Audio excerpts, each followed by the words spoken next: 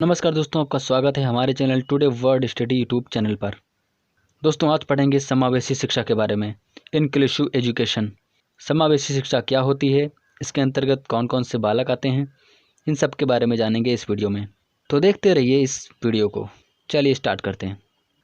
दोस्तों, समावेशी शिक्षा के बारे में जानते हैं। समावेशी शिक्षा, इसको इंग्लिश में इंक्लूसिव एजुकेशन बोलते हैं। इसमें दो तरह के बच्चे आते हैं। पहले आते हैं सामान्य और दूसरे विशिष्ट। सामान्य बच्चे वे होते हैं जिनकी बुद्धिलब्धि सामान्य होती है, शारीरिक रूप से वह सामान्य होते हैं, यानी कि शारीरिक रूप से उनमें कोई विकार नहीं होता है, और शैक्षिक लब्धि भी सामान्य होती है। तो ऐसे बालक जो है वो सामान्य बालक कहलाते हैं। अब विशिष्ट बालक में ऐसे बालक आते हैं जो किसी न किसी रूप से या तो वो प्रतिभाशाली होंगे या फिर वह मंदबुद्धि के बालक होंगे। तो दोनों प्रकार के बालक जो है वो विशिष्ट बालक के अंतर्गत आते हैं। तो यहाँ पर समावेशी शिक्षा का तात्पर्य यह निकल के आता है कि चाहे बच्चा सामान्य हो चाहे विशिष्ट बच्चा हो, उसको एक साथ एक विद्यालय में शिक्षा देना, ये समावेशी शिक्षा के अंतर्गत आता है।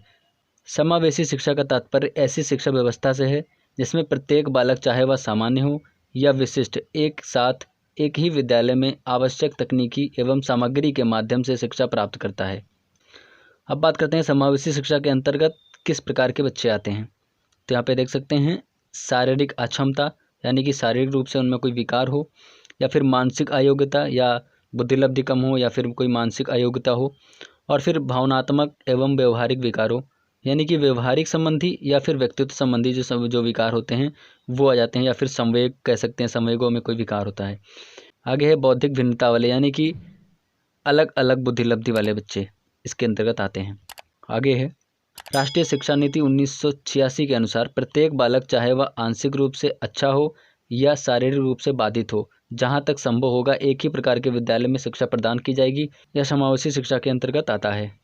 यहाँ पे देखते हैं समावेशी शिक्षा का उद्देश्य। समावेशी शिक्षा का उद्देश्य सबके लिए, अर्थात सभी बालकों के लिए शिक्षा है।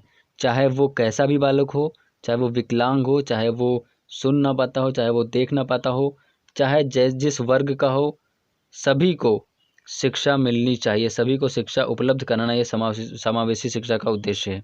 कुछ पॉइंट हैं इसमें, देखते हैं समावेशी शिक्षा के बारे में। यह जो है समावेशी शिक्षा, यह सार्वभौमिकरण करती है, यानी कि सभी को, सभी वर्ग के बच्चों को साथ लेकर चलती है।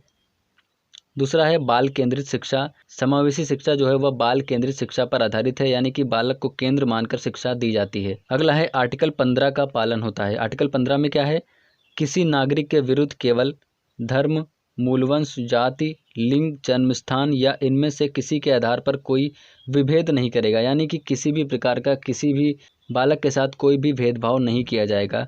ये जो है आर्टिकल 15 में कहा गया है, और समावेशी शिक्षा जो है इसका पालन करता है। आगे है माता पिता शिक्षण अधिगम में सक्रिय भाग लेते हैं, अर्थात माता पिता भी जो है बच्चे के सीखने में जो है मदद करते हैं। आगे है सभी को मुख्य धारा में लाती है, यानी कि जो बच्चे इधर उधर शिक्षा से दूर रहते हैं उनको जो है मुख्य धारा यानी कि शिक्षा से जोड़ती है, जोड़ने का काम करती है। तो ये हो गए मुख्य उद्देश्य समावेशी शिक्षा के। आगे देखते हैं विशिष्ट बालक कौन कौन से होते हैं। विशिष्ट बालकों को हम कई प्रकार से देख सकते हैं, जैसे कि बौद्धिक स्तर पर, शैक्षिक स्तर पर या शारीरिक स्तर पर। तो सभी पक्षों को हम यहाँ पे देखेंगे। तो सबसे पहले आता है बौद्धिक दृष्टि से विशिष्ट बालक कौन कौन से होते हैं। तो बौद्धिक दृष्टि से में दो कैटेगरी आती हैं, जो एक प्रतिभाशाली होते हैं, यानी कि जो बहुत बुद्धिमान होते हैं, और दूसरे आते हैं जो मंद बुद्धि के बालक होते हैं, यानी कि जो जिनकी बुद्धिलब्धि बहुत कम होती है। लेकिन बीच में वे आते हैं जो सामान्य होते हैं, जिनकी बुद्धिलब्धि ना ज़्यादा होती है और ना कम होती है, जो सामान्य होती है, वो सामान्य बालक कहलाते हैं। लेकिन सामान्य से जिनकी बुद्धिलब्धि अधिक होती है वह विशिष्ट बालक कहलाएंगे, तथा सामान्य से जिनकी बुद्धिलब्धि कम होती है वह विशिष्ट बालक कहलाएंगे। ये दोनों बालक जो है वो विशिष्ट बालक कहलाएंगे। सामान्य बालक तो सामान्य बालक है ही है। इनका आधार क्या होगा, यानी कि किस आधार पर हमने विशिष्ट बालकों का वर्गीकरण किया है। तो बुद्धिलब्धि के आधार पर यहाँ पर हमने विशिष्ट बालकों का वर्गीकरण किया है। आगे है शैक्षिक दृष्टि से, यानी कि शैक्षिक दृष्टि से हम विशिष्ट बालकों का वर्गीकरण कैसे करेंगे। तो इसका यहाँ पर आधार जो होगा वो शैक्षिक लब्धि आधार होगा। शैक्षिक लब्धि के आधार पर अगर देखें तो एक बालक होता है तीव्र बालक, एक बालक होता है पिछड़ा बालक, और इसके बीच में आता है सामान्य बालक। तो अगर बालक पिछड़ा है तो भी वह विशिष्ट बालक कहलाएगा, और अगर बालक तीव्र बालक है तो वह भी विशिष्ट बालक के अंतर्गत आएगा। अब यहाँ पर देख लेते हैं कि पिछड़ा बालक कौन होता है। प्रश्न है, पिछड़े बालक कौन होते हैं?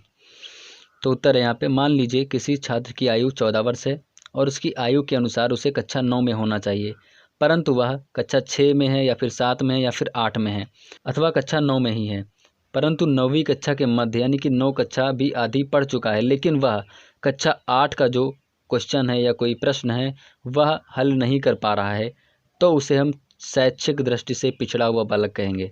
अगला है, शारीरिक दृष्टि से हम विशिष्ट बालकों का वर्गीकरण कैसे कर सकते हैं। तो यहाँ पर कुछ पॉइंट दिए हैं। दृष्टिबाधित बालक, इसमें पहला नंबर आता है। दृष्टिबाधित का मतलब है कम दिखाई देना, कम दिखाई देना। जिन बालकों को कम दिखाई देता है वह भी विशिष्ट बालकों के अंतर्गत आते हैं। फिर आता है दृष्टिहीन बालक, यानी कि जिनको बिल्कुल भी नहीं दिखाई देता है वह भी विशिष्ट बालकों के अंतर्गत आएंगे। फिर आता है श्रवणहीन, यानी कि इनको बधिर भी बोलते हैं, बधिर बालक। ये बालक जो है इनको बिल्कुल सुनाई नहीं देता है, यह भी विशिष्ट बालकों के अंतर्गत आते हैं। चौथा आता है श्रवण बाधित बालक, ये बालक जो है वो उनको कम सुनाई देता है, तो यह भी जो है विशिष्ट बालक के अंतर्गत आएंगे। फिर पांचवा आता है अस्थि या मांसपेशी बाधित बालक। इसमें ऐसे बालक आते हैं जो शारीरिक रूप से अक्षम होते हैं, जैसे कि विकलांग हो गया, या फिर जिनके शरीर में कोई विकृति होती है, ऐसे बालक आते हैं। इनको अभी विशिष्ट बालकों की श्रेणी में रखा गया है। फिर अगला है समायोजन की दृष्टि से। अगर समायोजन की दृष्टि से देखें तो इसमें भी बालक दो प्रकार के आते हैं, जो सामाजिक रूप से कुसमायोजित हो जाते हैं, और दूसरा आता है संवेगों के कारण कुसमायोजित हो जाते हैं, यानी कि जो समाज के नियम हैं उनको वो नहीं अपना पाते हैं, तो वह कुसमायोजित, यानी कि उसमें समाज के जो नियम हैं उनमें ढल नहीं पाते हैं। और दूसरा है जो संवेगों के आधार पर, यानी कि अपने संवेगों के आधार पर वह अपने संवेगों पर कंट्रोल नहीं कर पाते हैं। इसमें देखते हैं, समायोजन दृष्टि से असंतुलित बालक जो है वह समस्यात्मक बालक कहलाते हैं। यह वह बालक होते हैं जो अपने व्यवहार के कारण घर, परिवार, विद्यालय और समाज में माता पिता, शिक्षक एवं अन्य के समक्ष जो है कई प्रकार की समस्याएं उत्पन्न करते हैं, जैसे कि झूठ बोलना, चोरी करना, नियमित विद्यालय न आना, गृह कार्य न करने वाले बालक, देर से विद्यालय आने वाले बालक। ऐसे बालक जो है वो समाज में जो है समायोजन नहीं कर पाते हैं, यानी कि समाज में जो है घुल मिल नहीं पाते हैं, समाज के नियमों को एक्सेप्ट नहीं करते हैं। तो बस दोस्तों, आज था ये समावेशी शिक्षा का टॉपिक। कैसा लगा आपको ज़रूर बताइए कमेंट करके। और इस PDF को डाउनलोड करने के लिए डिस्क्रिप्शन में लिंक दिया हुआ है, उस पर क्लिक करके आप डायरेक्ट इस PDF को डाउनलोड कर सकते हैं। और अगर अभी तक आपने हमारे चैनल को सब्सक्राइब नहीं किया है, today word study YouTube channel को जल्दी से सब्सक्राइब कर लीजिए, क्योंकि मैं रोजाना ऐसी वीडियो लाता रहता हूँ। मिलते हैं अगले वीडियो में, तब तक के लिए नमस्कार।